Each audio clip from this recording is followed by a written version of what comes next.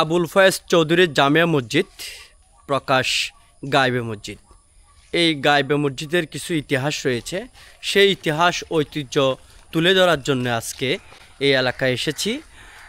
এই মসজিদটি আজ থেকে প্রায় ২৫০ বছর পূর্বে গাইবেভাবে মহান আল্লাহ তাআলার কুদরতে এই মসজিদটি প্রতিষ্ঠিত হয়েছে। এই মসজিদের আশেপাশে অনেক অলৌকিক ঘটনার সাক্ষী রয়েছে, যেগুলো আমরা বইয়ের পাতায় পড়েছি, ইতিহাস জেনেছি। অনেকে বলেছেন এই মসজিদ সম্পর্কে। এই মসজিদটি আজকে দেখার জন্য সরেজমিনে এসেছি। আসার পর এখানে যা দেখতে পেলাম, এখানে একটা মসজিদ রয়েছে। মসজিদের সামনে একটা বিশাল বড় একটা পুকুর, অনেকটা দিঘির মতো, আর পাশেই রয়েছে একটা ফুরকানিয়া মাদ্রাসা, আর এটার বাম পাশে রয়েছে একটা কবরস্থান, আর বড় বড় দুটো গাব গাছ রয়েছে।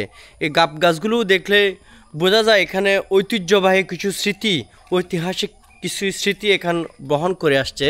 চমৎকার একটি এলাকা, এটা ঘুরে ঘুরে দেখার জন্য চেষ্টা করছি, সকলকে দেখানোর জন্য চেষ্টা করছি।